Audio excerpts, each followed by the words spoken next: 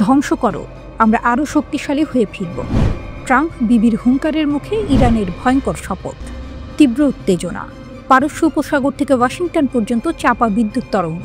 গত জুনে যুক্তরাষ্ট্র ও ইসরায়েলের সমন্বিত বিমান হামলায় ইরানের পারমাণবিক স্থাপনাগুলো ধ্বংসের পরেও ইরান মাথা নোয়ায়নি। উল্টো তারা যেন এক নতুন সংকল্পে জ্বলে উঠেছে। ইরানের নতুন প্রেসিডেন্ট মাসুদ পেজেশকিয়ান পারমাণবিক সংস্থার কার্যালয় পরিদর্শনে গিয়ে এক রূঢ় ও রোমহর্ষক ঘোষণা দিয়েছেন। তার কথায় ছিল ভয়াল এক বার্তা, যা ট্রাম্প প্রশাসনের যুদ্ধদেহী মনোভাবের মুখে তেহরানের অটল শক্তির প্রমাণ। আমাদের ভবন ধ্বংস করে আমাদের থামানো যাবে না, আমরা পুনর্নির্মাণ করব এবং আরও শক্তির সাথে। পেজেশকিয়ানের এই বক্তব্য মধ্যপ্রাচ্যের রাজনীতিতে এক নতুন মোড় এনেছে। পারমাণবিক জ্ঞান, যা ধ্বংস করা যায় না।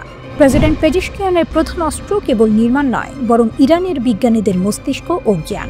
তিনি দৃঢ়ভাবে বলেছেন, জ্ঞান আমাদের বিজ্ঞানীদের উপর নির্ভর করে। ভবন এবং কারখানা ধ্বংস করে আমরা পিছিয়ে থাকব না, আমরা পুনর্নির্মাণ করব এবং আমরা ধ্বংসপ্রাপ্ত স্থানগুলিকে আগের চেয়ে আরও শক্তিশালী করে গড়ে তুলব। এই ঘোষণা স্পষ্ট করে দেয়, ইউরেনিয়াম সমৃদ্ধকরণের যন্ত্রাংশ হয়তো ধ্বংস হয়েছে, কিন্তু যে প্রযুক্তিগত দক্ষতা ইরানের বিজ্ঞানীরা অর্জন করেছেন তা ধ্বংস করা অসম্ভব। ইরান বলছে, কিছু পারমাণবিক পদার্থ ধ্বংসস্তূপের নিচে চাপা পড়ে থাকে, প্রযুক্তি অক্ষত থাকে। এটাই হলো ইরানের আসল শক্তি, যা কোনো বোমার আঘাতে নিঃশেষ হবে না। ট্রাম্পের ধ্বংস হুঙ্কারের জবাব। অন্যদিকে মার্কিন প্রেসিডেন্ট ডোনাল্ড ট্রাম্প ইসরায়েলের পাশে দাঁড়িয়ে ক্রমাগত হুমকি দিয়ে যাচ্ছেন। তার হুঁশিয়ারি ছিল, পুনর্নির্মাণের যে কোনো প্রচেষ্টা নতুন আক্রমণের আমন্ত্রণ জানাবে এবং তেহরানের যে কোনো নতুন পারমাণবিক কার্যকলাপ ধ্বংস করা হবে। ট্রাম্পের মতে, ওবামা আমলের পরমাণু চুক্তি ছিল ইসরায়েল এবং সকলের জন্য একটি বিপর্যয়। তিনি দাবি করেছেন, আমি আপনাকে বলছি, তারা একটি চুক্তি করতে চায়। আমি চুক্তি করি, আমি এতে ভালো, আমি সবসময় এতে ভালো ছিলাম। তবে ইরানের পররাষ্ট্রমন্ত্রী আব্বাস আরাকচি সরাসরি এই ধারণাকে চ্যালেঞ্জ করেছেন। তার বক্তব্য আরও কঠোর। মার্কিন যুক্তরাষ্ট্র এবং তার মিত্রদের যে কোনো চাপ সত্ত্বেও ইরান ইউরেনিয়াম সমৃদ্ধকরণ বন্ধ করবে না। যুদ্ধের মাধ্যমে যা অর্জন করা যায় না, তা রাজনৈতিক উপায়ে অর্জন করা যায় না। আরাকচি স্পষ্ট করে দিয়েছেন, ইরান পরোক্ষ আলোচনার জন্য প্রস্তুত, তবে তা ওয়াশিংটনের অগ্রহণযোগ্য পূর্ব শর্ত ছাড়া। তিনি হুঁশিয়ার করে বলেন, ইরানের ক্ষেপণাস্ত্র কর্মসূচি আলোচনার জন্য নয়। যদি কেউ তাদের অস্ত্রের উপর হাত দেয়, তবে এটা বোকামি হবে। রোমহর্ষক মোড়, যুদ্ধের শেষ কোথায়? 12 দিনের আঞ্চলিক সংঘাত এবং নিষেধাজ্ঞা আরোপের পরেও ইরান তার অবস্থান থেকে এক চুলও সরেনি, বরং ধ্বংসস্তূপ থেকে নতুন করে উঠে আসার এই ঘোষণা মধ্যপ্রাচ্যে এক ভয়াবহ অচল অবস্থার সৃষ্টি করেছে। প্রেসিডেন্ট পেজেশকিয়ান জোর দিয়ে বলেছেন, ইরানের পারমাণবিক কাজ স্বাস্থ্য ও শক্তির চাহিদার উপর কেন্দ্রীভূত, অস্ত্রের উপর নয়। কিন্তু যে কোনো বিদেশি আক্রমণের দ্বারা তারা ভীত হবে না। ট্রাম্প যেখানে সামরিক শক্তি দিয়ে ইরানের পারমাণবিক স্বপ্নকে ধ্বংস করার কথা বলছেন, সেখানে ইরান প্রযুক্তিগত জ্ঞান ও জাতীয় সংকল্পকে ঢাল বানিয়ে বৃহত্তর শক্তির সাথে পুনর্নির্মাণের শপথ নিচ্ছে।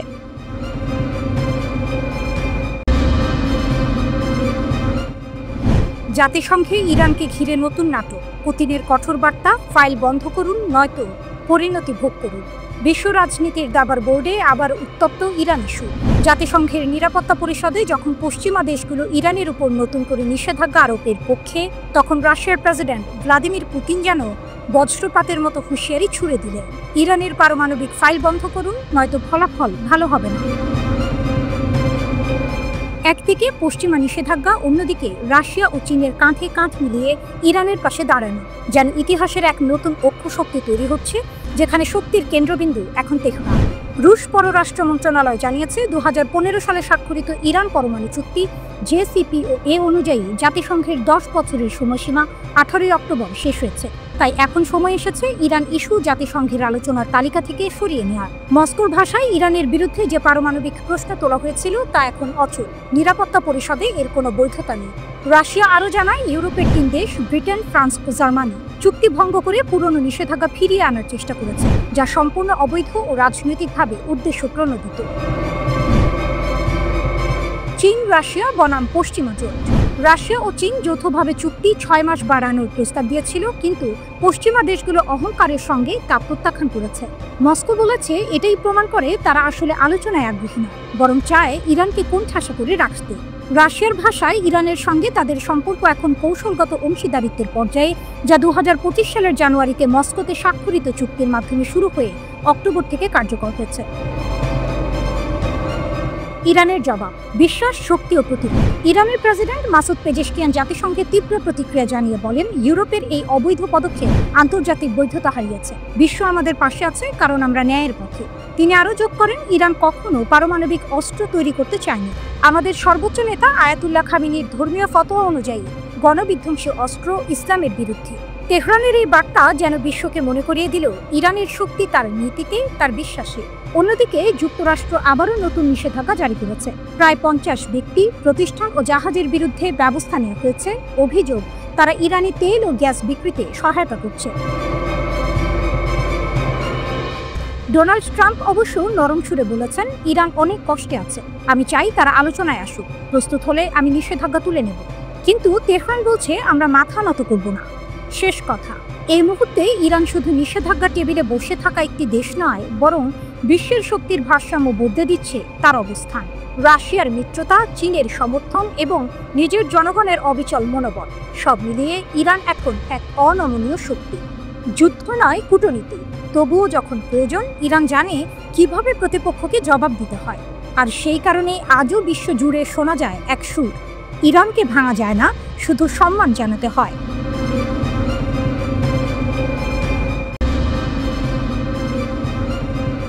ইরানের হুঁশিয়ারি, তেল আবিব ও হাইফাকে মাটির সঙ্গে মিশিয়ে দেবে তেহরান। নেতানিয়াহুর ঘুম উড়ে গেছে। তেহরানের কড়া বার্তা, আমাদের ক্ষেপণাস্ত্র পৌঁছাবে যতদূর প্রয়োজন। মধ্যপ্রাচ্যের আকাশে আবারও ছড়িয়ে পড়েছে আতঙ্কের ধোঁয়া। শুক্রবারের নামাজ শেষে ইরানের প্রভাবশালী আলেম আহমেদ খাতামি এক বজ্র গর্জনে ঘোষণা দিয়েছেন, এই বোকারা জানে না আমরা তেল আবিব ও হাইফাকে লাঙল দেব। তার এই উক্তি মুহূর্তেই পশ্চিমা বিশ্বে ছড়িয়ে পড়েছে আতঙ্কের স্রোত। খাতামির বক্তব্য শুধু কথার ঝড় নয়, সেটি যেন আগুনের ইঙ্গিত।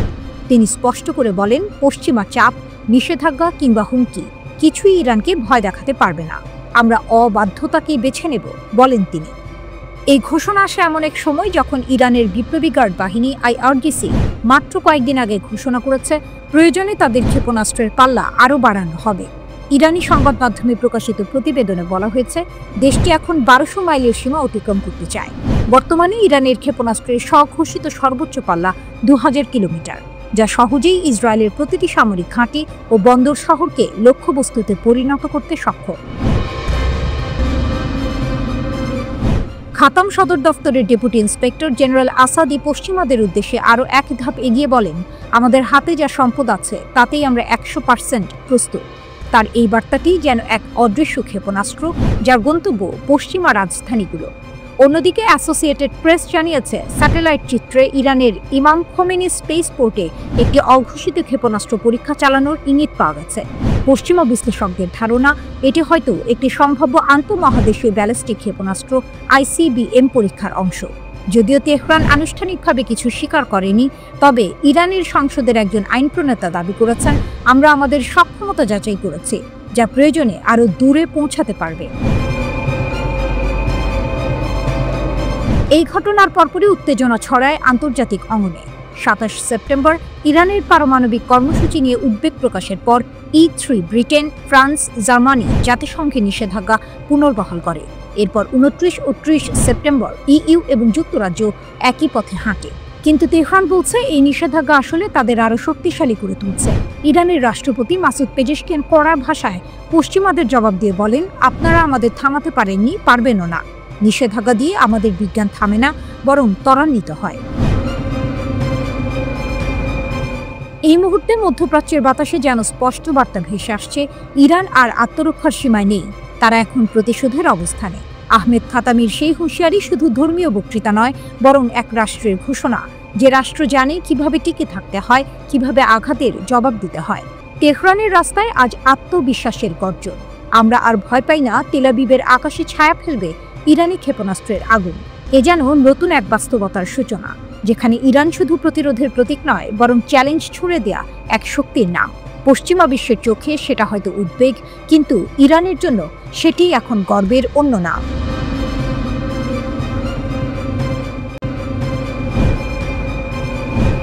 দুর্গটা ভাঙলেন, কিন্তু তাতে কি মিশে গেল হৃদয়? মাটির ভিতরও যদি অগ্নি থাকে, তবে কিভাবে প্রতিরোধ থামবে? যেন গাজার আজকের ছবি বর্ণনা করে। ইসরায়েল যতই জান্তব স্থাপন করেন, যতই বোমা বর্ষণ করে, বাস্তবতা বলছে হামাসকে পুরোপুরি মুছে ফেলা সম্ভব হয়নি। কেন? এই প্রশ্নের উত্তর শুধু অস্ত্র বা কৌশলে মিলবে না, তা সামাজিক, রাজনৈতিক ও মানসিক স্তরে খুঁজে নিতে হবে। রিপোর্ট আল জাজিরার। ইসরায়েল হামাসকে পুরোপুরি পরাস্ত করতে এখনও বদ্ধপরিকর। মার্কিন প্রেসিডেন্ট ডোনাল্ড ট্রাম্পের মধ্যস্থতায় যুদ্ধবিরতি চুক্তির পরও তারা এমন মনোভাব প্রকাশ করেছে। তবে বাস্তবতা হলো তাদের পক্ষে হামাসকে পরাস্ত করা সম্ভব নয়, এমনটি দাবি করেছেন ব্রিটিশ গবেষক আজিম ইব্রাহিম। তিনি ওয়াশিংটনের নিউজ লাইন্স একাডেমির পরিচালক। এ বিষয়ে দ্য ন্যাশনাল ইন্টারেস্ট ম্যাগাজিনে তিনি একটি নিবন্ধ লিখেছেন। সেখানে তিনি বলেন, হামাসে নতুন করে অন্তত 15,000 যোদ্ধা অন্তর্ভুক্ত হয়েছে, ফলে দলটি আবার নতুন করে ঘুরে দাঁড়িয়েছে। এদের অধিকাংশ পরিপূর্ণভাবে অস্ত্রশস্ত্রে সজ্জিত। তারা ধ্বংসস্তূপ থেকে উঠে এসেছে উপত্যকায়, ইসরায়েলি আধিপত্যের কবর দিতে। বিচ্ছিন্ন করা অঞ্চল, ধ্বংসস্তূপ, তবুও হামাস আবারও উঠে দাঁড়িয়েছে। কিন্তু সেটি কি শক্তির কারণে, নাকি ব্যর্থ ব্যবস্থাপনার ফল? টুইস্ট হলো, ইসরায়েলের কয়েকটি পদক্ষেপই দীর্ঘমেয়াদে হামাসকে শক্তিশালী করেছে। ব্রিটিশ গবেষক আজিম ইব্রাহিমের মতো বিশ্লেষকদের ভাষ্য অনুযায়ী, সামরিকভাবে ঘিরে ফেললেও হামাসের আদর্শিক এবং সামাজিক ভিত্তি মোছা যায় না। গাজার অধিবাসীদের মধ্যে থাকা হতাশা, দারিদ্র্য, জীবনযাত্রার কলহ, এসবই এক ধরনের ক্রমাগত প্ল্যাটফর্ম ইস্যু, যেখানে একটি সংগঠন সহজেই রাজনৈতিক ও সামাজিক ভূমিকা গ্রহণ করতে পারে। এই ভূমি মানসিক মিশ্রণই হামাসকে কেবল একটি সশস্ত্র গ্যাং নয়, বরং একটি রাজনৈতিক ও আদর্শিক প্রসঙ্গে রূপান্তরিত করে। যুদ্ধক্ষেত্রে কিছু ফল পাওয়া গেল, নেতাদের ক্ষতি, টানেল ধ্বংস, নিয়ন্ত্রিত এলাকায় সাময়িক দখল। কিন্তু এই সবই কেবল সাময়িক সাফল্য। যেটা বদলায়নি তা হলো গাজার মানুষের অভিজ্ঞতা, অবহেলা, অবরুদ্ধতা, রাজনৈতিক বিকল্পের অভাব। ফলত অনেকেই মনে করে যে হামাসই সবচেয়ে কার্যকর প্রতিরোধ প্রদান করে। এই অনুভূতি তাদের জনপ্রিয়তা বাড়ায়, আর তা যুদ্ধবিরতির পরেও কমেনি, বরং বেড়েছে।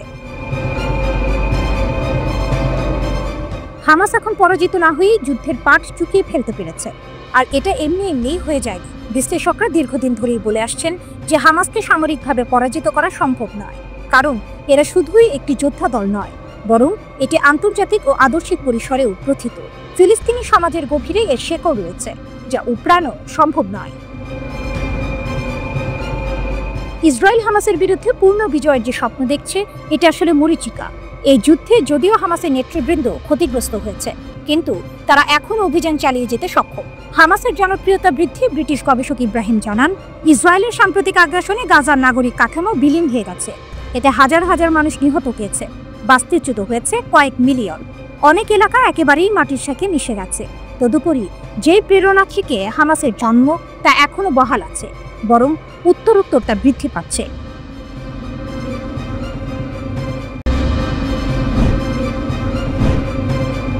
গাজার খান ইউনিসে প্রতিরোধের পাল্টা আঘাত, দখলদার বাহিনীর ওপর তীব্র হামলা। গাজার বুকে আগুন, আগ্রাসনের ছায়া ঘন হলেও থেমে নেই প্রতিরোধ। খান ইউনিস থেকে গাজার উত্তর পর্যন্ত ফিলিস্তিনি প্রতিরোধ গোষ্ঠীগুলো দখলদার বাহিনীর ওপর একের পর এক আঘাত হানছে। মর্টারের গর্জনে কেঁপে উঠল খান ইউনিস। ইসলামিক জিহাদের সামরিক শাখা আল কুদস ব্রিগেড ঘোষণা করেছে তারা হামাসের আল কাসাম ব্রিগেডের সাথে যৌথ অভিযানে দক্ষিণ গাজার খান ইউনিসের উত্তরে ইসরায়েলি সৈন্য ও সাঁজোয়া যানবাহনের ওপরে ভারী মর্টার হামলা চালিয়েছে। এ যেন আগ্রাসনের বুকে বিদ্রোহের বজ্রপাত। বার্সেলোনা পার্কে অপ্রত্যাশিত আঘাত। অন্যদিকে মুজাহিদিন আন্দোলনের সশস্ত্র শাখা জানিয়েছে তাদের যোদ্ধারা গাজার তাল আল হাওয়া এলাকায় বার্সেলোনা পার্কে অবস্থানরত একটি ইসরায়েলি সামরিক সমাবেশকে 60 মিমি মর্টার শেল দিয়ে লক্ষ্যবস্তু করেছে। শহরের ভেতরে দখলদারদের নিরাপদ ভেবে নেওয়া জায়গাও আর নিরাপদ নয়, এই বার্তা স্পষ্ট। সেপ্টেম্বর জুড়ে অপ্রতিরোধ গতি। পুরো সেপ্টেম্বর মাসে ফিলিস্তিনি প্রতিরোধ অভিযান থেমে থাকেনি এক মুহূর্ত। আল কাসাম ব্রিগেড বারবার ইসরায়েলি সাঁজোয়া যানবাহনের উপর আক্রমণ চালিয়েছে। বিশেষত মেরকাভা ট্যাঙ্কের বিরুদ্ধে আল ইয়াসিন 105 শেল ব্যবহার নতুন করে আলোচনায় এনেছে প্রতিরোধের সামরিক সক্ষমতাকে। 28 সেপ্টেম্বর তাল আল হাওয়ার সালাহি টাওয়ারের কাছে একটি ট্যাঙ্ক ধ্বংস হয়। 24 সেপ্টেম্বর আল তুফায় স্নাইপার আক্রমণে একজন ইসরায়েলি সৈন্য নিহত হয়। অ্যাম্বুশ আর বিস্ফোরণে ধ্বংস দখলদার বাহিনী। আল-কুদস ব্রিগেড আরও কয়েকটি অ্যাম্বুশ অভিযান চালায়। আল-কুদস হাসপাতালের কাছে বর্মবিরোধী ডিভাইস বিস্ফোরণ ঘটিয়ে দখলদারদের গাড়ি ধ্বংস করা হয়। একইভাবে আল সাবরা ও আল মাগরাকা এলাকায় ইসরায়েলি সামরিক যান উড়িয়ে দেওয়া হয়। যোদ্ধারা গাজার ভেতরে এক মেরকাভা ট্যাঙ্ককেও টার্গেট করে এবং আল শাতি শরণার্থী শিবিরের কাছে একজন সৈন্যকে গুরুতর আহত করে। সীমান্ত পেরিয়ে প্রতিরোধের বার্তা। শুধু গাজার ভেতরে নয়, প্রতিরোধ যোদ্ধারা যুদ্ধকে সীমান্তের বাইরেও ছড়িয়ে দিচ্ছে। 20 সেপ্টেম্বর ইশদুদ এবং 6 সেপ্টেম্বর নেটিভোটে রকেট হামলা চালানো হয়েছে। অবরোধ সত্ত্বেও এই আক্রমণ প্রমাণ করছে ইসরায়েলি প্রতিরক্ষা ব্যবস্থা ভেদ করার ক্ষমতা প্রতিরোধের হাতে এখনো অটুট। আগ্রাসনের মাঝেও গাজায় প্রতিরোধ থেমে নেই। প্রতিটি আঘাত দখলদার বাহিনীকে দুর্বল করে তুলছে আর প্রতিরোধকে করছে আরও সাহসী। রাজনৈতিক সমীকরণ। মাঠের লড়াই চললেও রাজনৈতিক সমীকরণও গড়ে উঠছে সমান্তরালে। মার্কিন প্রেসিডেন্ট ডোনাল্ড ট্রাম্পের প্রস্তাবিত গাজা যুদ্ধবিরতি নিয়ে আলোচনা করছে হামাস ও অন্যান্য গোষ্ঠী। তারা বলেছে প্রস্তাবটি সৎ বিশ্বাসে পর্যালোচনা করা হবে। কিন্তু গাজার রাস্তায় আর ধ্বংসস্তূপে প্রতিধ্বনিত হচ্ছে ভিন্ন বার্তা। অবরোধ ভাঙা যায়, দখলদার প্রতিরক্ষা ভেদ করা যায়, আর প্রতিরোধের শক্তি কোনো আগ্রাসনে নিভিয়ে ফেলা যায় না। মার্কিন সতর্কতার মুখে এক গভীর প্রশ্ন। গাজায় কি যুদ্ধবিরতি চুক্তির আড়ালে হামাস তার সামরিক শক্তি ও স্থানীয় নিয়ন্ত্রণ পুনরায় প্রতিষ্ঠা করছে, নাকি ইসরায়েলের জন্য একটি কৌশলগত ফাঁদ পেতে রাখা হচ্ছে? ওয়াশিংটনের কড়া হুঁশিয়ারি এবং গণমৃত্যুদণ্ডের মতো ঘটনা সেই অনিশ্চয়তাকে আরও বাড়িয়ে তুলেছে। মার্কিন যুক্তরাষ্ট্রের পররাষ্ট্র দপ্তর সম্প্রতি এক অভূতপূর্ব সতর্কবার্তা জারি করে জানিয়েছে তাদের কাছে বিশ্বাসযোগ্য প্রতিবেদন রয়েছে যে হামাস যুদ্ধবিরতি লঙ্ঘন করে একটি আসন্ন হামলার ষড়যন্ত্র করছে।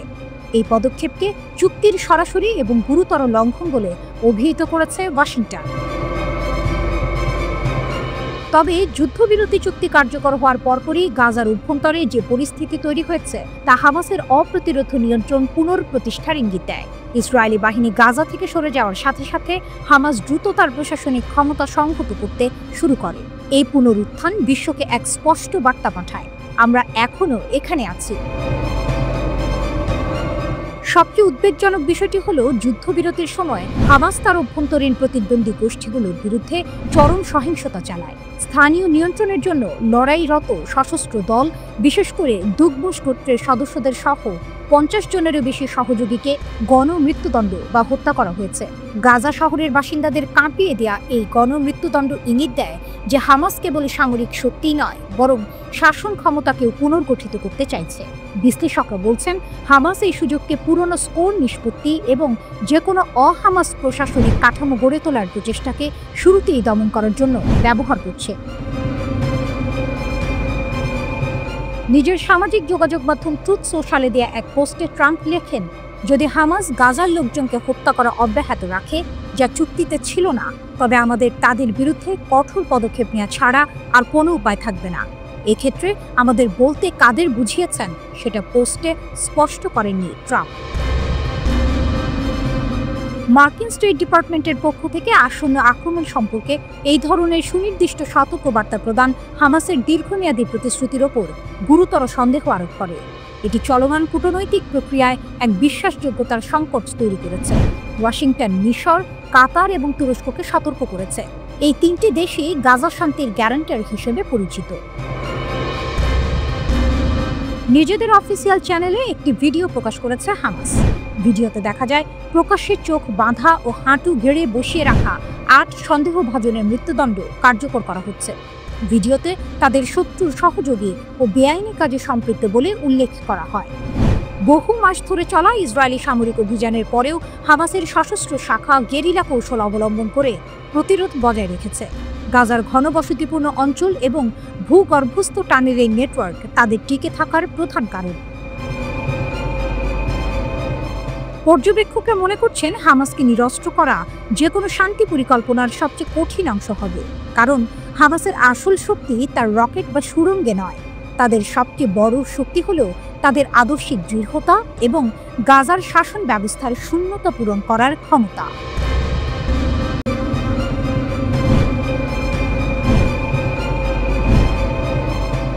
একটি মার্কিন ড্রোনের পতন, আর সেই পতন থেকেই ইরানের উত্থান, যা একসময় ছিল আমেরিকার গর্ব, তাই আজ তেহরানের গোপন শক্তির প্রতীক। 2011 সাল কাশ্মীরের কাছে বিধ্বস্ত হয় মার্কিন যুক্তরাষ্ট্রের এক অত্যাধুনিক গোপন ড্রোন RQ-170 সেন্টিনেল। খবর ছড়িয়ে পড়ে দ্রুত, কিন্তু এর পেছনের গল্প ছিল আরও চমকপ্রদ। ইরানের বিপ্লবী গার্ড বা IRGC শুধু সেটিকে উদ্ধারই করেনি, বরং এর সিগন্যাল জ্যাম করে GPS পথভ্রষ্ট করে সেটিকে নিজেদের হাতে নামিয়েছে, এমনটাই জানিয়েছে ওয়াইনেট নিউজ। সেই একটি ঘটনার পর শুরু হয় ইরানের প্রযুক্তি বিপ্লব। তেহরান ড্রোনটিকে রিভার্স ইঞ্জিনিয়ারিং করে তৈরি করে নিজের সংস্করণ শাহেদ 171 সিমোর্গ। এই ড্রোনটি দেখতে প্রায় মার্কিন মডেলের মতোই, কিন্তু সম্পূর্ণ দেশীয় প্রযুক্তিতে নির্মিত। এটি 2200 কিলোমিটার পর্যন্ত উঠতে পারে এবং মধ্যপ্রাচ্যের আকাশ জুড়ে নজর রাখতে সক্ষম 3D রাডার প্রযুক্তির সাহায্যে। একটি মাত্র বিধ্বস্ত ড্রোন থেকে তৈরি হয় এক পুরো স্টেলথ সাম্রাজ্য। সিমোর্গের নকশা থেকে ইরান গড়ে তোলে 5টি নতুন স্টেলথ UAV।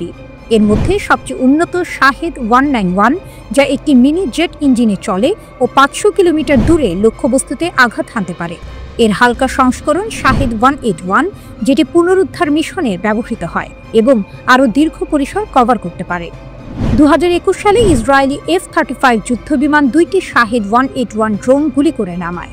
অভিযোগ ছিল ড্রোনগুলো পশ্চিম তীরের সেলগুলোর জন্য পিস্তল, ম্যাগাজিন ও প্রচারণামূলক সামগ্রী বহন করছিল, কিন্তু ইরানের দাবি এটি ছিল শুধুই গোয়েন্দা মিশন। ইরানের এই স্টেলথ ড্রোনগুলো পিকআপ ট্রাক থেকে লঞ্চ করা যায় এবং স্কিড ব্যবহার করে যে কোনো রাস্তায় অবতরণ সম্ভব, যা তাদের করে তুলেছে অত্যন্ত মোবাইল ও দ্রুত প্রতিক্রিয়াশীল।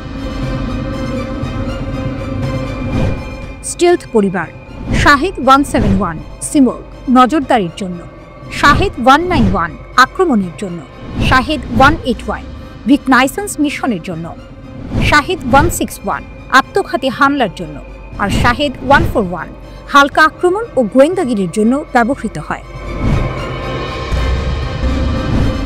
তবে কেন দেখা যায় না এই ভয়ঙ্কর বহরকে? সামরিক বিশ্লেষকদের মতে কারণ দুটি। প্রথমত, খরচ। স্টেলথ ড্রোন বানাতে লাগে কোটি কোটি ডলার। দ্বিতীয়ত, গোপনীয়তা। বেশি ব্যবহার করলে ইসরায়েল তাদের রাডার সিগনেচার বুঝে ফেলবে, যা ভবিষ্যৎ যুদ্ধের জন্য মারাত্মক বিপদ ডেকে আনতে পারে।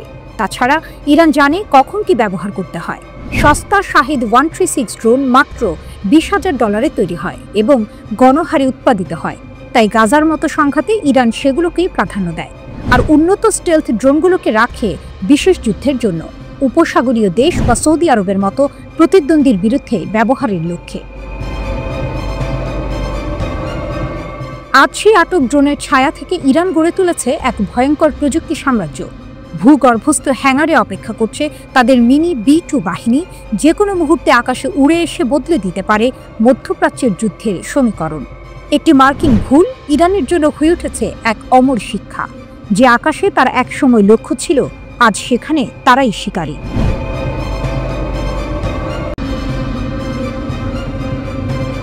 ট্রাম্পের শান্তি পরিকল্পনা, গাজায় শান্তি ফেরাতে আরবদের নতুন আশা।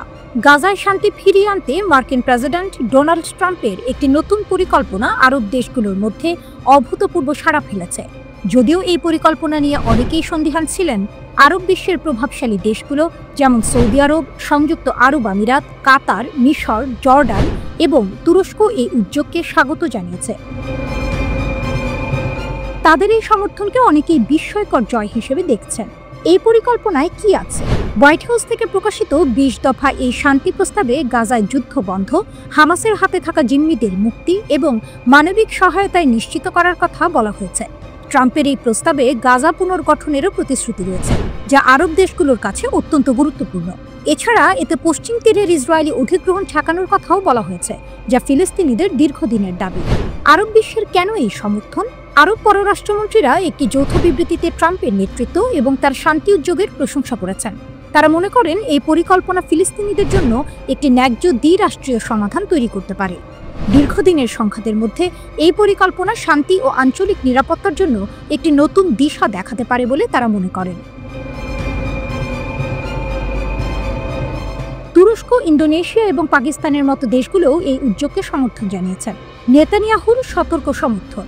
ট্রাম্পের সঙ্গে হোয়াইট হাউসে উপস্থিত হয়ে ইসরায়েলের প্রধানমন্ত্রী বেনিয়ামিন নেতানিয়াহু এই পরিকল্পনাকে সতর্কতার সঙ্গে সমর্থন করেছেন। তিনি বলেছেন, এই পরিকল্পনা গাজায় যুদ্ধ শেষ করার পাশাপাশি ইসরায়েলের নিরাপত্তা নিশ্চিত করবে। তার মতে, এই পরিকল্পনার মাধ্যমে হামাসের সামরিক ক্ষমতা ভেঙে দেওয়া হবে এবং গাজা আর কখনো ইসরায়েলের জন্য হুমকি হয়ে দাঁড়াবে না। নেতানিয়াহু আরও বলেন, যদি হামাস এই পরিকল্পনায় রাজি হয় তাহলে প্রথম ধাপে জিম্মিদের মুক্তি দেওয়া হবে এবং পরে হামাসকে সম্পূর্ণ নিরস্ত্রীকরণ করা হবে। তবে তিনি গাজার নিরাপত্তা এবং একটি বেসামরিক প্রশাসনের বিষয়েও জোর দিয়েছেন, যা হামাস বা ফিলিস্তিনি কর্তৃপক্ষ দ্বারা পরিচালিত হবে না। ফ্রান্স ও ইতালির সমর্থন। কেবল আরব বিশ্বই নয়, ইউরোপীয় দেশগুলোও এই পরিকল্পনাকে ইতিবাচকভাবে দেখছে। ফ্রান্সের প্রেসিডেন্ট ইমানুয়েল ম্যাক্রো ইসরায়েলকে এই প্রস্তাবে দৃঢ়ভাবে যুক্ত হওয়ার আহ্বান জানিয়েছেন। তিনি বলেছেন, হামাসের কাছে সমস্ত জিম্মিকে অবিলম্বে মুক্তি দেওয়া ছাড়া আর কোনো বিকল্প নেই। অন্যদিকে ইতালি এই পরিকল্পনাকে গাজায় শত্রুতা বন্ধের একটি টার্নিং পয়েন্ট হিসেবে দেখছে এবং জিম্মি মুক্তি ও মানবিক সহায়তার পথ খুলে দেওয়ার জন্য রোম এই পদক্ষেপকে স্বাগত জানিয়েছে। সামনের পথ কতটা কঠিন? এই শান্তি পরিকল্পনা নিঃসন্দেহে একটি বড় অগ্রগতি। তবে প্রশ্ন থেকে যায়, এটি কি সত্যিই বাস্তবায়িত হবে? হামাস কি তাদের অস্ত্র ছাড়তে রাজি হবে? ইসরায়েল কি তাদের সামরিক দখলদারিত্ব থেকে পুরোপুরি সরে আসবে? এই প্রশ্নগুলোর উত্তরই বলে দেবে ট্রাম্পের এই পরিকল্পনা মধ্যপ্রাচ্যে শান্তির নতুন ভোর নিয়ে আসবে, নাকি এটিও অতীতের ব্যর্থ শান্তি উদ্যোগের তালিকায় যুক্ত হবে। তেল আবিবের বুকে মোসাদের গোপন আস্তানা ফাঁস। ইরানের গুপ্তচরদের বিস্ময়কর অভিযানে স্তব্ধ ইসরায়েল। তেল আবিবের রোদে যখন দিনটা ছিল একেবারে স্বাভাবিক, তখন হঠাৎই এক ঝলক খবর কাঁপিয়ে দিল গোটা ইসরায়েল। ইরানের গোয়েন্দা সংস্থা দাবি করেছে তারা উন্মোচন করেছে মোসাদের গোপন লিস্ট, সেই রহস্যময় আস্তানা যেখানে থেকে চালানো হতো তথ্যযুদ্ধ, ষড়যন্ত্র আর প্রচারণা। ইসরায়েলি নিরাপত্তা বৃত্তে যেন বজ্রপাতের মতো পড়ল এই সংবাদ। ইরানের রাষ্ট্রীয় গণমাধ্যম জানিয়েছে, তেহরানের বিশেষ গোয়েন্দারা তেল আবিবের ভেতরে মোসাদের কথিত সহযোগীদের অবস্থান প্রকাশ করেছেন। অভিযানের মূল লক্ষ্য ছিল লন্ডন ভিত্তিক ইরান ইন্টারন্যাশনাল চ্যানেলের সঙ্গে যুক্ত ব্যক্তিরা, যাদের ইরান দীর্ঘদিন ধরে তথ্যযুদ্ধের সৈনিক হিসেবে বিবেচনা করে আসছে। রাষ্ট্রীয় টেলিভিশনে প্রচারিত ভিডিওতে দেখা যায় বেশ কয়েকজন সাংবাদিক, বিশ্লেষক ও সম্প্রচারকের ছবি, বাড়ির ঠিকানা ও চলাফেরার পথ। তাদের মধ্যে ছিলেন বাবুক এশাঘি, যাকে ট্র্যাক করা হয়েছে তেল আবিবের দক্ষিণের হোলনের দেগানিয়া স্ট্রিটে, যেখানে চ্যানেলের একটি মূল ঘাঁটি বলে দাবি করেছে ইরানি গোয়েন্দারা। আরেক নাম মীর জাভেদ আনভার, যিনি নিয়মিতভাবে ইরান ইন্টারন্যাশনালের অতিথি হিসেবে উপস্থিত হন। প্রতিবেদনে বলা হয়েছে তিনি তেল আবিবেই বসবাস করতেন। আরও চমকপ্রদ তথ্য উঠে এসেছে। তালিকায় রয়েছে মেনাশে আমির, 1979 সাল থেকে ইসরায়েলে বসবাসকারী ইরানি বংশোদ্ভূত এক ব্রডকাস্টার। ইরানি মিডিয়া তাকে বর্ণনা করেছে স্বঘোষিত জায়ানবাদী, যাকে নাকি মোসাদ বহু বছর আগে নিয়োগ করেছিল। শুধু তাই নয়, ইরানি প্রতিবেদন উঠে এসেছে ইসরায়েলি সামরিক মুখপাত্র কামাল পেনাসির নামও। তাকে নজরদারিতে রাখা হয়েছে বলে জানিয়েছে ইরানের রাষ্ট্রীয় সংবাদ মাধ্যম। প্রেস টিভির এক প্রতিবেদনে দাবি করা হয়েছে, মোসাদ প্রায়ই বিদেশি মিডিয়া নেটওয়ার্ক ব্যবহার করে ইরানের বিরুদ্ধে প্রচারণা চালায়। ইরানের পক্ষ থেকে অভিযোগ, ইরান ইন্টারন্যাশনাল আসলে কোনো সংবাদ মাধ্যম নয়, বরং ইহুদিবাদী শাসনের মুখপাত্র, যারা গাজা যুদ্ধের সময় ইসরায়েলি বয়ান ছড়িয়ে দিয়েছে এবং তেহরানের অভ্যন্তরে অস্থিরতা উস্কে দিয়েছে। তেহরান জানিয়েছে, এই প্রকাশ কেবল নাম ফাঁস নয়, এটি এক গোয়েন্দা প্রতিশোধের বার্তা, যা প্রমাণ করে ইরানের প্রযুক্তিগত ও মানব গোয়েন্দা ক্ষমতা কত গভীরে পৌঁছে গেছে। বিশ্লেষকরা বলছেন, ইরানের এই পদক্ষেপ নিছক তথ্যযুদ্ধ নয়, বরং এটি ইসরায়েলের অভ্যন্তরে নিরাপত্তার প্রাচীর ভেঙে ফেলার এক মনস্তাত্ত্বিক আঘাত। যে দেশে গোয়েন্দা সংস্থা মোসাদকে পৃথিবীর অন্যতম শক্তিশালী ধরা হয়, সেই তেল আবিবেই এখন আতঙ্ক। কে কার জন্য কাজ করছে, কে কাকে নজর রাখছে। ইরানের রাষ্ট্রায়ত্ত প্রেস টিভি তাদের প্রতিবেদনে বলেছে, তেল আবিবের গভীর রাষ্ট্র এখন উন্মুক্ত, মুখোশ ছিঁড়ে গেছে। আর এই ঘোষণার পর থেকেই ইসরায়েলি প্রশাসন ও গণমাধ্যমে এক নিঃশব্দ বিশৃঙ্খলা। কেউ মুখ খুলছে না, কেউ ব্যাখ্যা দিচ্ছে না। তেহরান এখন ঘোষণা দিচ্ছে তথ্যযুদ্ধের ময়দানে ইরানি বিজয়ী। একটি গোপন ফাইল খুলে দিয়ে তারা যেন বলছে, যেখানেই শত্রু লুকাবে সেখানে পৌঁছে যাবে ইরানের চোখ।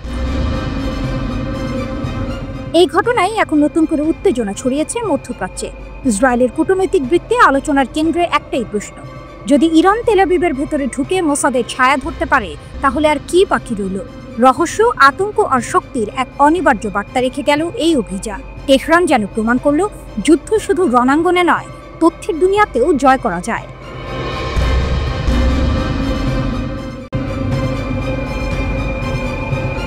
ইরান মারাত্মক কাদের এবং এমাদ ক্ষেপণাস্ত্র উন্মোচন করেছে, কারণ আইডিএফ গাজার যুদ্ধবিরতি ভেঙে দিয়েছে।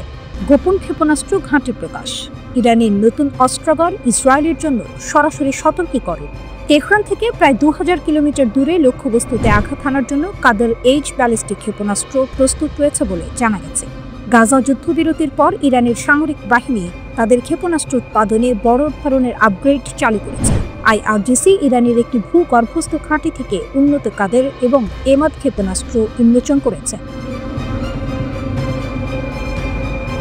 ওদিকে আইডিএফ দাবি করেছে, দক্ষিণ গাজার রাফায় হামাস যোদ্ধারা আকস্মিক আক্রমণ শুরু করেছে। প্রতিশোধ হিসেবে আইডিএফ রাফা শহরের একাধিক লক্ষ্যবস্তুতে বিশাল বিমান হামলা চালিয়েছে।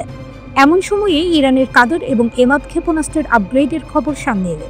ইরানের কাদের ব্যালিস্টিক ক্ষেপণাস্ত্রে এখন অ্যান্টি ইলেকট্রনিক যুদ্ধবিধ্বংসী ব্যবস্থা রয়েছে। এই আপগ্রেডগুলি জ্যামিং আক্রমণের বিরুদ্ধে আরও বেশি স্থিতিস্থাপকতা প্রদান করে।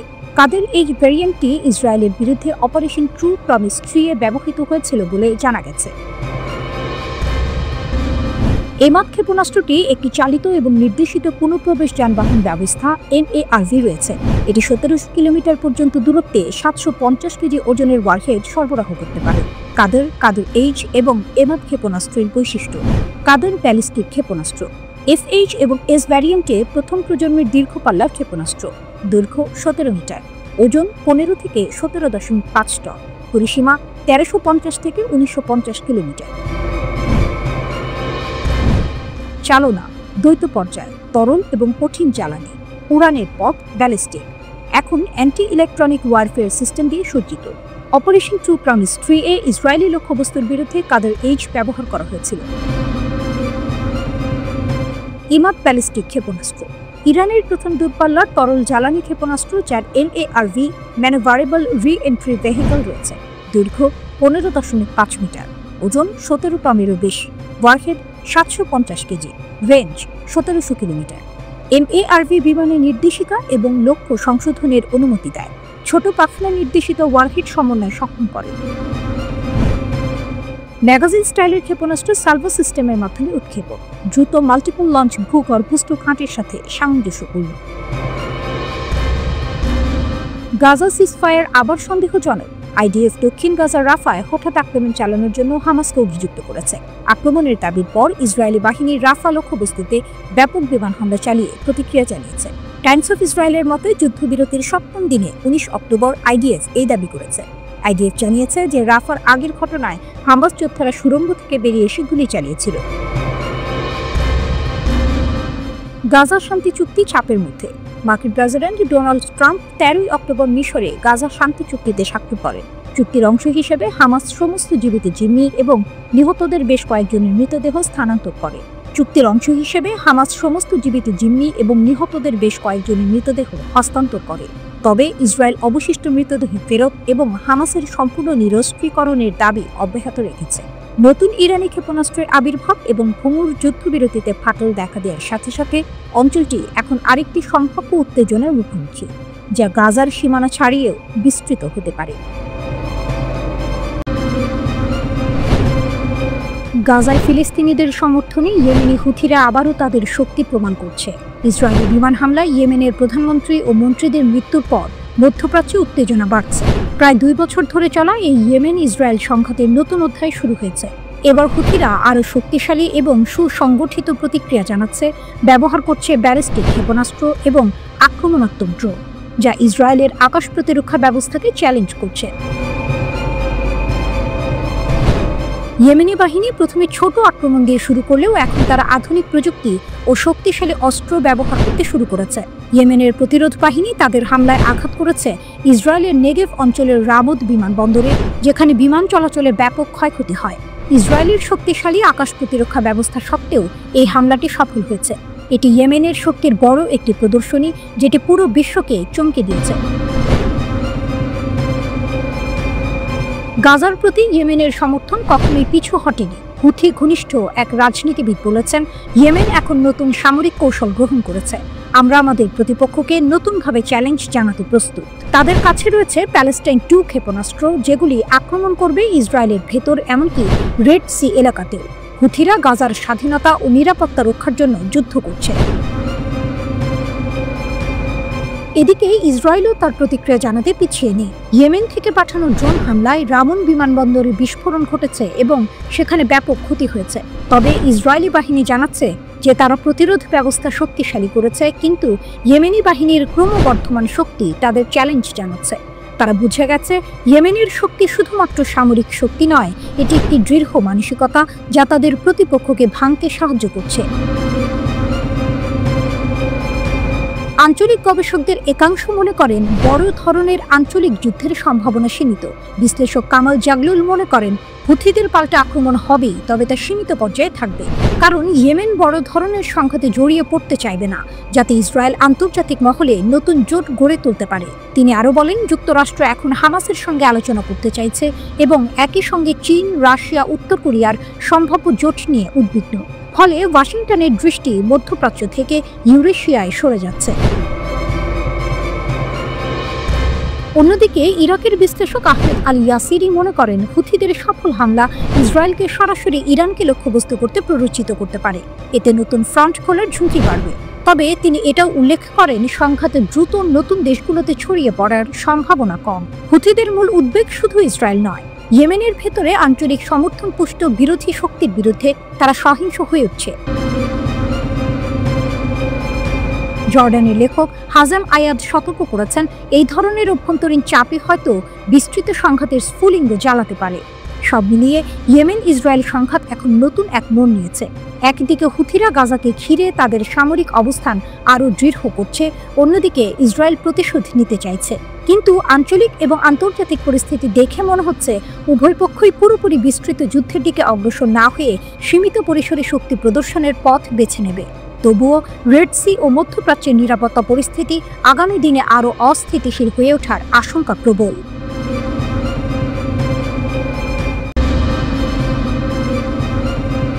দোহায় মুসলিম বিশ্বের জোট, যুক্তরাষ্ট্র ইসরায়েলের বিরুদ্ধে নতুন মঞ্চ। দোহা, আকাশে ধোঁয়া এখনো মিলায়নি। যে শহর আগুনে কেঁপেছিল সে শহরে হয়ে উঠছে প্রতিরোধের মঞ্চ। ইসরায়েলের আকস্মিক হামলায় 6 জন নিহত হয়েছিল, তাদের মধ্যে ছিলেন এক কাতারি নিরাপত্তা কর্মীও। ইসরায়েল দাবি করেছিল উদ্দেশ্য ছিল ফিলিস্তিনি নেতৃত্বকে নির্মূল করা, কিন্তু ফল হয়েছে উল্টো। আরব মুসলিম দুনিয়ার বুকে জ্বলে উঠেছে ক্ষোভের আগুন, আর সেই আগুনে ডেকে আনছে অভূতপূর্ব সমাবেশ।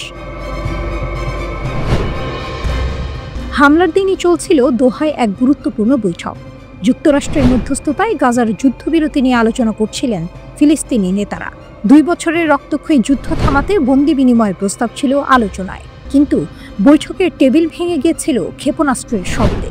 ইসরায়েল হামলার পর প্রকাশ্যে বলেছিল তারা ট্রাম্পের প্রস্তাবে রাজি, তবে আফসোস শুধু একটাই, ফিলিস্তিনি নেতৃত্বকে হত্যা করতে পারেনি। এই ঘোষণার পর ক্ষোভে ফেটে পড়ে পুরো অঞ্চল। জাতিসংঘ নিরাপত্তা পরিষদও নীরব থাকেনি, সর্বসম্মতভাবে নিন্দা জানায় দোহায় ইসরায়েলি হামলার। এর পরপরই কাতার ডাক দেয় জরুরি আরব ইসলামিক সম্মেলনের। সোমবার সেই সম্মেলনে একত্র হবেন আরব লীগ ও ইসলামিক সহযোগিতা সংস্থা ও OIC এর 70টিরও বেশি দেশের নেতা। দোহা পরিণত হতে যাচ্ছে মুসলিম বিশ্বের নতুন কূটনৈতিক যুদ্ধক্ষেত্রে। কাতারের প্রধানমন্ত্রী শেখ মোহাম্মদ বিন আব্দুর রহমান বিন জাসিম আল থানি নিউ ইয়র্কে মার্কিন প্রেসিডেন্ট ডোনাল্ড ট্রাম্পের সঙ্গে বৈঠক শেষে জানিয়ে দিয়েছেন কাতার একা কোনো পদক্ষেপ নেবে না, লড়াই হবে সমষ্টিগত প্রতিক্রিয়ায়। ইতোমধ্যেই নিশ্চিত অংশগ্রহণের ঘোষণা এসেছে ইরানের প্রেসিডেন্ট মাসুদ পেজেশকিয়ানের কাছ থেকে। পাকিস্তানের প্রধানমন্ত্রী শেহবাজ শরীফ আসছেন, মালয়েশিয়ার প্রধানমন্ত্রী আনোয়ার ইব্রাহিমও যোগ দিচ্ছেন। তালিকা দীর্ঘ হচ্ছে, বার্তা স্পষ্ট, ইসরায়েল আর যুক্তরাষ্ট্রের সামনে এবার দাঁড়াতে চায় মুসলিম দুনিয়া এক হয়ে। ইরানের নিরাপত্তা প্রধান আলী লারিজানি দিলেন এক ঝাঁকুনি। তিনি বললেন, শুধু বিবৃতিতে কাজ হবে না, সময় এসেছে যৌথ সামরিক অপারেশন সেল গঠনের। তার এই আহ্বান যেন পুরো সম্মেলনের গতিপথই পাল্টে দিল। আরব দুনিয়া কি এবার শুধু নিন্দায় থেমে থাকবে, নাকি বাস্তব পদক্ষেপ নেবে? প্রশ্নটা এখন বিশ্বজুড়ে। গাজা যুদ্ধের বাইরেও ইসরায়েল সম্প্রতি হামলা চালিয়েছে ইরান, সিরিয়া, লেবানন ও ইয়েমেনে। একে একে উত্তপ্ত করেছে গোটা মধ্যপ্রাচ্য। ফলে সংকটে পড়েছে আঞ্চলিক নিরাপত্তা। এই বাস্তবতা দোহায় সমবেত নেতাদের আলোচনায় উঠে আসছে নতুন প্রতিরক্ষা কাঠামোর চিন্তা। উপসাগরীয় দেশগুলো ভাবছে এবার হয়তো যুক্তরাষ্ট্রের প্রচলিত অস্ত্র চুক্তির বাইরেও যেতে হবে। চিত্রনাট্য যেন স্পষ্ট হয়ে উঠছে। একদিকে যুক্তরাষ্ট্র ও ইসরায়েলের জোট, অন্যদিকে জেগে উঠছে মুসলিম দুনিয়ার সমবেত কণ্ঠ। দোহা এখন শুধু একটি শহর নয়, প্রতিরোধের প্রতীক।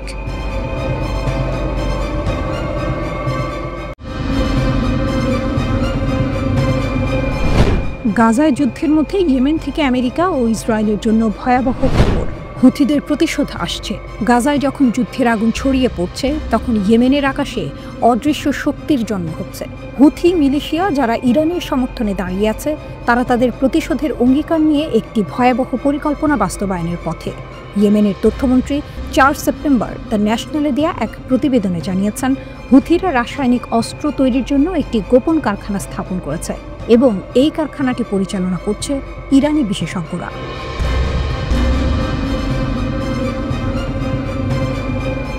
এই খবর যেন একটি বিপদ সংকেত। তেহরান সরকার ইয়েমেনের নিয়ন্ত্রণাধীন এলাকায় বিষাক্ত উপাদান পাচার করেছে এবং সেই উপাদান এখন হুথিদের হাতে। তাদের অস্ত্রাগারে এখন শুধু ব্যালিস্টিক ক্ষেপণাস্ত্র ও ড্রোন নয়, রাসায়নিক অস্ত্রও যুক্ত হচ্ছে।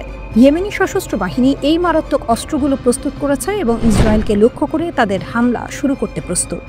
দ্য ন্যাশনালের প্রতিবেদন অনুযায়ী মন্ত্রী এরিয়ানি একাধিক সূত্র থেকে পাওয়া তথ্যের ভিত্তিতে এই মূল্যায়ন করেছেন। হাউথি সন্ত্রাসী মিলিশিয়া ইরানি বিশেষজ্ঞদের সরাসরি তত্ত্বাবধানে এবং ব্যবস্থাপনায় রাসায়নিক অস্ত্র তৈরির জন্য একটি কারখানা প্রতিষ্ঠা করেছে।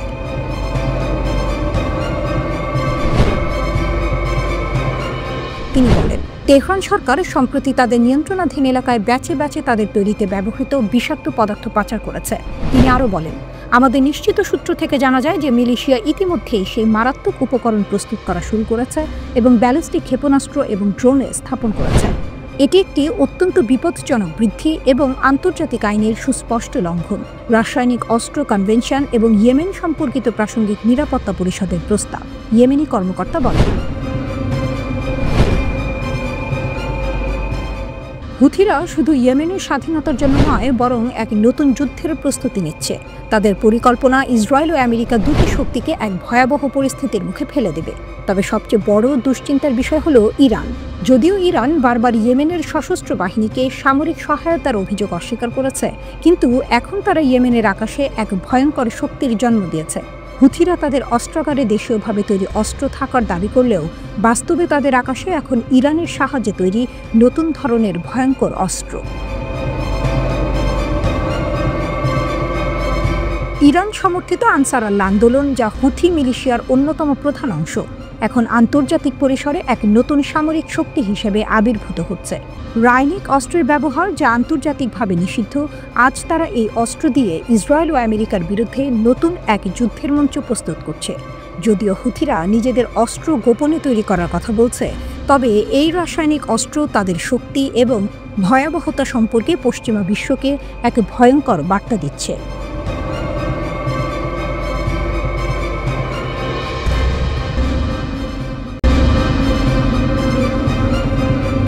ইসলামিক ন্যাটো, সৌদি পাকিস্তানের নতুন চুক্তি মধ্যপ্রাচ্যে উত্তেজনার আগুন জ্বালাচ্ছে। মধ্যপ্রাচ্যের আকাশে নতুন সংকটের মেঘ ঘনাচ্ছে। সৌদি আরব এবং পাকিস্তান আনুষ্ঠানিকভাবে ন্যাটোর মতো প্রতিরক্ষা চুক্তি স্বাক্ষর করেছে। নামমাত্রের নয়, এই চুক্তি এক শক্তিশালী বার্তা বহন করছে। কাতারের রাজধানী দোহায় ইসরায়েলের হামলার কয়েকদিন পর এই ঘোষণা আসে। হামাস নেতৃত্বকে লক্ষ্য করে ইসরায়েলি হামলার সময় কাতার, যেখানে মার্কিন যুক্তরাষ্ট্রের বৃহত্তম সামরিক ঘাঁটি আল উদেইদ অবস্থিত, পুরো অঞ্চলে উত্তেজনা ছড়ায়। এই হামলার প্রতি যুক্তরাষ্ট্রের মদদ এবং নীরব সমর্থন উপসাগরীয় দেশগুলোর মধ্যে মার্কিন সুরক্ষার উপর বিশ্বাসকে দারুণভাবে নাড়া দিয়েছে। এবার সৌদি আরব আর পাকিস্তানকে একসাথে দেখে এই সংকেত পাঠানো হচ্ছে, আমরা একে অপরের সঙ্গে আছি এবং আমরা প্রতিরোধের জন্য প্রস্তুত। পাকিস্তান সরকার জানিয়েছে চুক্তিটি আক্রমণাত্মক নয়, এটি কাউকে আক্রমণের আহ্বান জানায় না। তবে চুক্তির আওতাভুক্ত কোনো দেশ আক্রমণ হলে তা সবাইকে আক্রমণ হিসেবে গণ্য হবে। এটি প্রায় ন্যাটোর মতো কাঠামো, যেখানে সম্ভবত প্রতিরক্ষা নিশ্চিত করা হয়। বিশ্লেষকেরা বলছেন এই চুক্তির মধ্য দিয়ে রিয়াদের অর্থশক্তি ও ইসলামাবাদের বিশাল পারমাণবিক ক্ষমতার দারুণ মেলবন্ধন হয়েছে। অর্থাৎ ইসলামাবাদকে বিভিন্নভাবে অর্থ সহায়তা দেবে রিয়াদ, বিনিময়ে প্রয়োজনীয় পারমাণবিক সহযোগিতা নিয়ে রিয়াদের পাশে দাঁড়াবে ইসলামাবাদ। কিন্তু বিষয়টি শুধুই প্রতিরক্ষা নয়। পাকিস্তানের প্রতিরক্ষামন্ত্রী খাজা আসিফ স্পষ্ট করেছেন, প্রয়োজনে রিয়াদ পাকিস্তানের পারমাণবিক ক্ষমতার ব্যবহার করতে পারবে। এই পদক্ষেপ পাঠাচ্ছে এক শক্তিশালী বার্তা, মধ্যপ্রাচ্যে একমাত্র পারমাণবিক শক্তি ইসরায়েল নয়, আমরা নিজেদের শক্তিও ব্যবহার করতে প্রস্তুত। 17 সেপ্টেম্বর পাকিস্তানের প্রধানমন্ত্রী শেহবাজ শরীফ এবং সৌদি যুবরাজ মোহাম্মদ বিন সালমান এই যুগান্তকারী চুক্তিতে স্বাক্ষর করেন। চুক্তি অনুযায়ী এক দেশের বিরুদ্ধে যে কোনো আগ্রাসনকে উভয় দেশের উপর আক্রমণ হিসেবে গণ্য করা হবে। বিদেশি আক্রমণের ক্ষেত্রে সম্মিলিত প্রতিশোধ গ্রহণের কথাও বলা হয়েছে। বিশ্লেষকরা মনে করেন এটি শুধু দুই দেশের মধ্যে সামরিক সংহতির চুক্তি নয়, বরং মার্কিন সমর্থিত ইসরায়েলের জন্য এক সরাসরি বার্তা। ইসরায়েলকে বলা হচ্ছে, যদি আমাদের বন্ধুদের উপর আক্রমণ চালাও, আমরা প্রতিক্রিয়া জানাতে প্রস্তুত।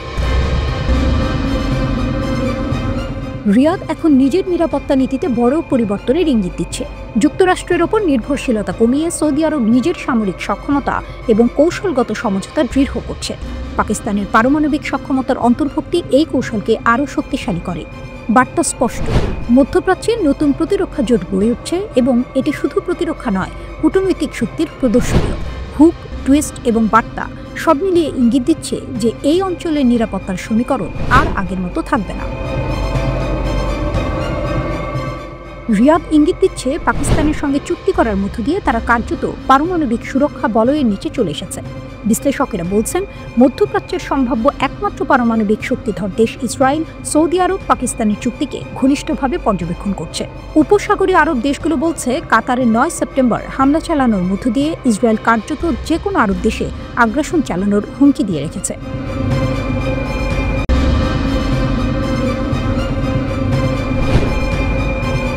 কাতারে ইসরায়েলের হামলার পর প্রতিশোধের আগুনে পুড়ে যাচ্ছে দেশটি। কাতারের শীর্ষ কর্মকর্তারা স্পষ্ট ঘোষণা দিয়েছেন, ইসরায়েলের উপর চরম প্রতিশোধ নেওয়া হবে। এরপর থেকেই মধ্যপ্রাচ্যের এই ক্ষুদ্র কিন্তু শক্তিশালী দেশটির সামরিক শক্তি নিয়ে চলছে নানা জল্পনা কল্পনা। ইসরায়েলের দখলদার রাষ্ট্রের বিরুদ্ধে পাল্টা হামলা চালাতে কাতারের কতটুকু শক্তি রয়েছে তা নিয়ে বিশ্লেষণ শুরু হয়ে গেছে।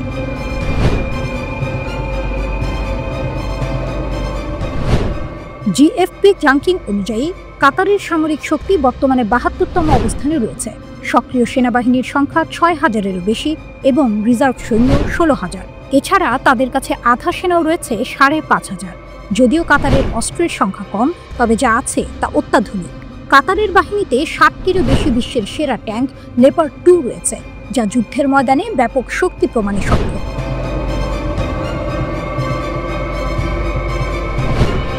কাতারের বিমান বাহিনী অত্যাধুনিক প্রযুক্তিতে সজ্জিত। তাদের মিরেজ যুদ্ধবিমান ও স্টেলথ ফাইটার রাফাল যুদ্ধবিমান বহরটি অত্যন্ত শক্তিশালী। রাফাল যুদ্ধবিমানগুলো একাধিক অভিযান একসঙ্গে পরিচালনা করতে সক্ষম এবং এসব বিমানকে উচ্চ ক্ষমতা সম্পন্ন বহুমুখী ভূমিকার জন্য তৈরি করা হয়েছে। এর পাশাপাশি কাতারের বিমান বাহিনীর শক্তি আরও বাড়িয়েছে ৮৬৪টি অ্যাটাক হেলিকপ্টার, যা তাদের আকাশের নিরাপত্তা নিশ্চিত করে। কাতারের হাতে রয়েছে অত্যাধুনিক F-15QA যুদ্ধবিমান, যেগুলো যে কোনো ধরনের জঙ্গি বিমানের সঙ্গে লড়াইয়ে শ্রেষ্ঠত্ব প্রমাণে সক্ষম। এছাড়া যুক্তরাজ্য থেকে কেনা ইউরোফাইটার টাইফুন যুদ্ধবিমানও কাতারের সামরিক বাহিনীর শক্তি বাড়িয়েছে।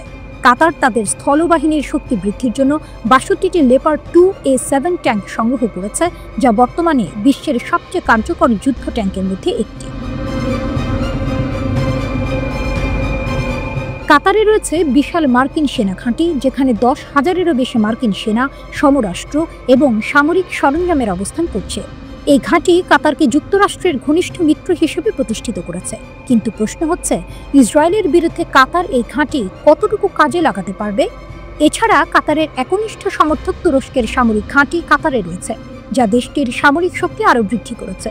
তুরস্ক ও কাতারের মধ্যে সামরিক সহযোগিতা বৃদ্ধির সিদ্ধান্ত প্রতিবেশী সৌদি আরব এবং অন্যান্য দেশগুলোর মধ্যে অস্বস্তি তৈরি করেছে।